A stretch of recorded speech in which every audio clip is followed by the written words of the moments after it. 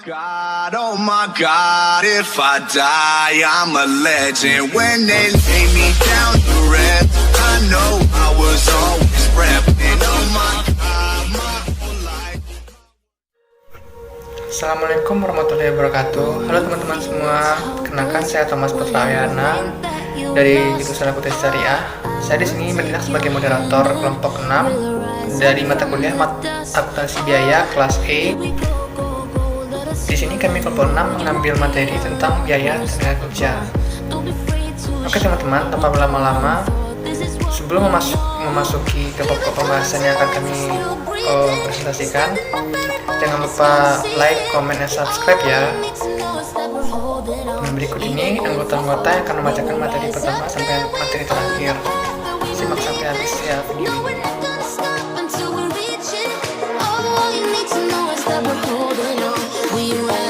Saya Vera Fitriani, NPM 1751030042, jurusan Akuntansi Syariah, kelas Akuntansi. Saya akan menjelaskan tentang pengertian biaya tenaga kerja dan penggolongan menurut fungsi pokok dalam organisasi perusahaan. Yang pertama, ada tenaga kerja merupakan usaha fisik atau mental yang dikeluarkan karyawan untuk mengelola produk. Sedangkan biaya tenaga kerja adalah harga yang dibebankan untuk penggunaan tenaga kerja manusia.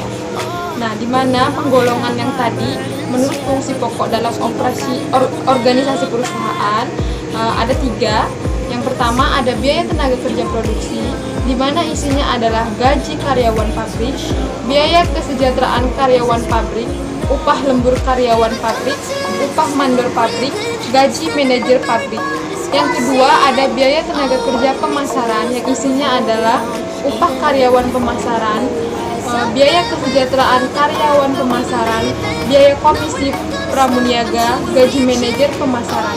Dan yang ketiga ada biaya tenaga kerja, yang dimana isinya adalah gaji karyawan bagian akuntansi, gaji karyawan bagian personalia, gaji karyawan bagian sekretariat, dan biaya kesejahteraan karyawan bagi akuntansi.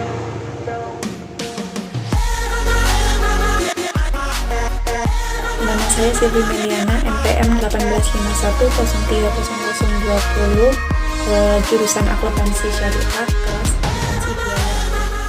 Penggolongan menurut kegiatan departemen dalam perusahaan. Yang pertama yaitu departemen produksi. Suatu perusahaan kertas terdiri dari 3 departemen. Yang pertama bagian pulp, yang kedua bagian kertas, dan yang ketiga bagian penyempurnaan. Selanjutnya yaitu departemen non produksi dapat digolongkan menjadi biaya tenaga kerja bagian akuntansi, biaya tenaga kerja bagian personalia, dan lain sebagainya.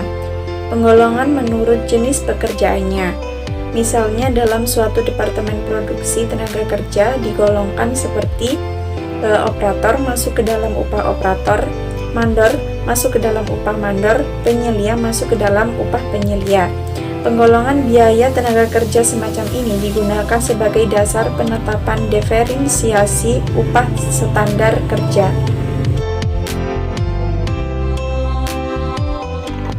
Baiklah, di sini saya akan melanjutkan materi selanjutnya, yaitu penggolongan menurut hubungannya dengan produk. Yang pertama ada upah tenaga kerja langsung, diperlukan sebagai biaya tenaga kerja langsung dan diperhitungkan langsung sebagai unsur biaya produksi.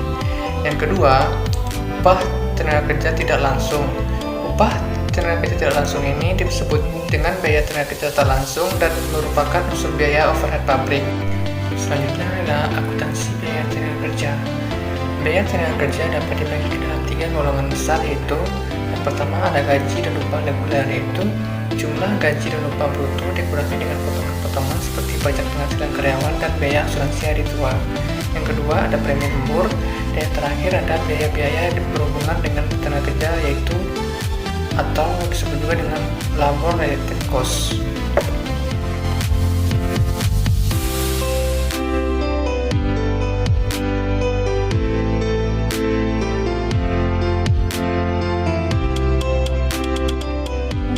Gaji.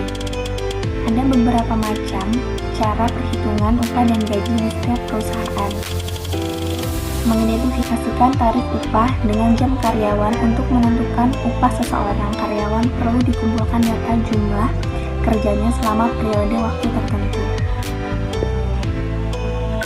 Selanjutnya, akuntansi biaya dan upah.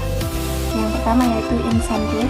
Insentif yaitu dalam hubungan dengan gaji dan upah. Dalam perusahaan memberikan suatu insentif kepada setiap karyawan agar setiap karyawan bekerja lebih baik dan lebih giat. Yang kedua yaitu ada beberapa cara saat pemberian insentif, yaitu insentif satuan dan insentif minimum. Nah, insentif satuan yaitu karyawan dibayar atas dasar tarif per jam untuk menghasilkan jumlah satuan keseluruhan.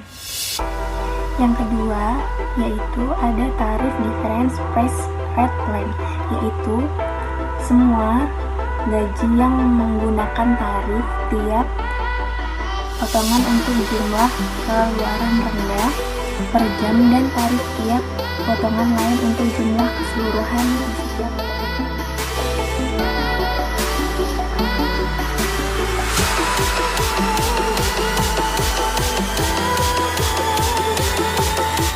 Selanjutnya ada premi lembur. Dalam perusahaan, jika karyawan bekerja lebih dari 40 jam dalam satu minggu, maka mereka berhak menerima uang lembur dan premi lembur. Misalnya, selama satu minggu, seorang karyawan bekerja selama 44 jam dengan tarif upah Rp600 per jam. Premi lembur dihitung sebesar 50% dari tarif upah. Upah karyawan tersebut dapat dihitung dari jam biasa, yaitu 40 dikali Rp600 ditambah dengan upah lembur sebesar 4 dikali Rp600 ditambah lagi dengan premi lembur sebesar 4 dikali dengan Rp300, sehingga menghasilkan jumlah upah sebesar Rp27.500. Selanjutnya ada biaya-biaya yang berhubungan dengan tenaga kerja. Yang pertama ialah setup time, yaitu seringkali sebuah perusahaan memerlukan waktu dan sejumlah biaya untuk memulai suatu produksi. Dan yang kedua ada biaya pemula atau setup cost, yaitu biaya-biaya yang dikeluarkan untuk memulai produksi. Dan yang terakhir ada waktu menganggur atau idle time. Dalam mengolah produk, seringkali terjadi hambatan, kerusakan mesin atau kekurangan bahan sehingga menimbulkan waktu yang menganggur bagi karyawan. Biaya yang dikeluarkan selama waktu menganggur ini diperlakukan sebagai unsur biaya overhead pabrik. Sebagai contoh, seorang karyawan harus bekerja selama 40 jam per minggu. Upahnya sebesar Rp600 per jam, dan dari 40 jam kerja tersebut, misalnya 10 jamnya adalah waktu menganggur dan sisanya untuk mengerjakan pesanan. Maka, jurnal yang dibuat untuk mencatat adalah biaya dalam proses, biaya tenaga kerja langsung sebesar Rp18.000, biaya overhead pabrik sesungguhnya sebesar Rp6.000, pada gaji dan upah sebesar Rp24.000. Oke, sekian yang dapat kami sampaikan tentang materi kali ini. Kalau ada tambahan atau kekurangan yang kami sampaikan, tolong dimaklumi ya. Terima kasih telah menyaksikan video ini sampai habis. Saya akhiri, wassalamualaikum warahmatullahi wabarakatuh.